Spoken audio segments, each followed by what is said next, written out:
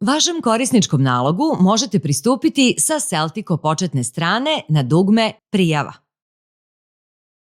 Unosite mail i password kojim ste otvorili prodavnicu. Kada ste već ulogovani u admin panel prodavnice, prva kartica sa leve strane, podešavanje naloga, vodi na vaš korisnički nalog. Klikom na karticu Moj nalog prikazuju se vaši podaci. Na ovom ekranu moguće je uneti ili promeniti podatke o korisniku, obrisati nalog, kao i dati saglasnost da se podaci koriste za fakturisanje. Polja obeležena zvezdicom su obavezna za unos. Na kartici Planovi vrši se izbor paketa koji želite da koristite.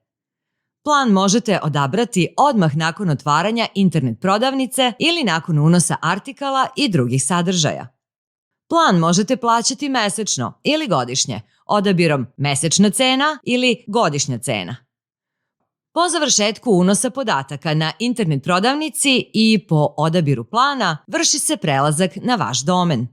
Domen prethodno zakupljujete kod provajdera. Prilikom podešavanja, domen se usmerava na IP adresu servera na kome se nalazi vaša prodavnica.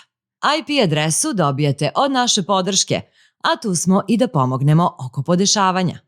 Naredni korak je da na kartici Podešavanje domena unesete ime domena, kliknete na Izmeni i prodavnica će biti vidljiva na internetu.